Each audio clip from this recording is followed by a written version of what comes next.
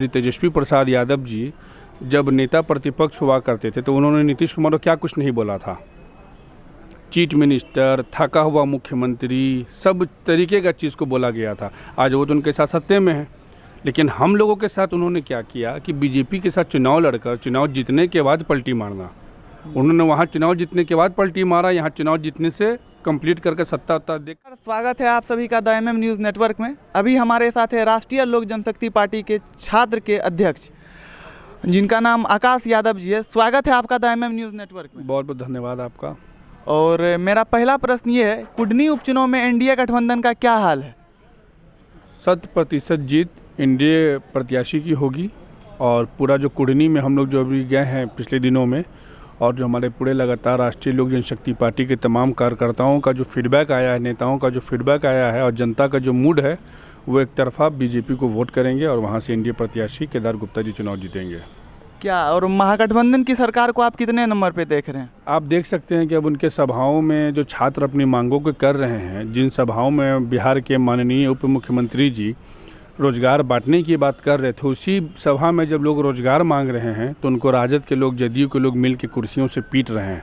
ये वर्तमान की सरकार की स्थिति है और ये स्थिति कहीं और नहीं, कुडनी के जनसभाओं में हुआ है।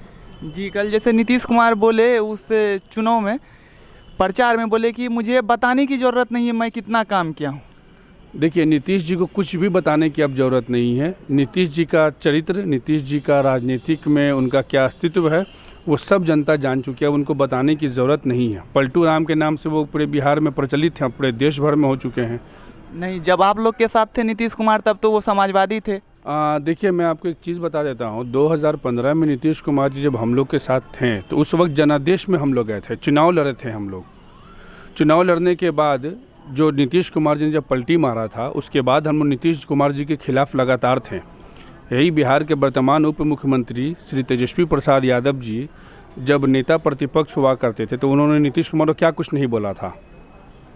चीफ मिनिस्टर, थका हुआ मुख्यमंत्री, सब तरीके का चीज़ को बोला गया था। आज वो तो उनके साथ सत्ते में है, लेकिन हम लोगों के साथ उन्होंने क्या किया कि बीजेपी के साथ चुनाव लड़कर चुनाव जीतने के बाद पलटी मारना। उन्होंने वहाँ चुनाव जीतने के बाद पलटी मारा, यहाँ चुनाव जीतने से कंप्लीट करके सत्ता देखकर उसके बाद पलटी मारने का काम किया। और मेरा आखिरी और अंतिम सवाल है, अरवल में जो बीते दिन ये घटना हुई है कि दलित के घर में एक लड़की को जला दिया गया, इसको आप किस प्रकार देख रहे हैं? पूरे बिहार के अंदर में अगर आज आप देखेंगे तो सबसे ज़्यादा अगर अत्याचार और हत्या अगर हो रहा है तो वो गरीब, पिछड़ों, दलित, महादलितों का हो रहा है। अरवल में 3 दिन पहले घर में बंद करके माँ बेटी को जलाया गया, जिसमें माँ की मौत हो गई और बेटी PMCH अस्पताल में भर्ती है। जिनसे मिलने हमारे नेता राष्ट्रीय लोक जनशक्ति पार्टी के राष्ट्रीय अध्यक्ष माननीय श्री पशुपति कुमार पारस चाचा जी जा रहे हैं और पूरी पार्टी जा रही है।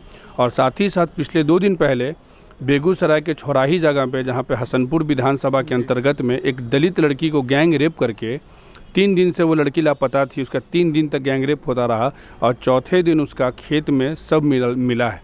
वो भी पासवान जाति की दलित बच्ची है। तो ये पूरा बिहार के अंदर में जो नीतीश कुमार जी की वर्तमान की सरकार है, ये गोली, बंदूक, हत्या, बलात्कार वाली सरकार है। क्या कुडनिया चिराग पासवान जी गए, इस पर कुछ बोलना चाहेंगे? देखिए, सबसे पहली बात कि वो बीजेपी का वोट मांगने के लिए जा रहे हैं, शुभकामना है।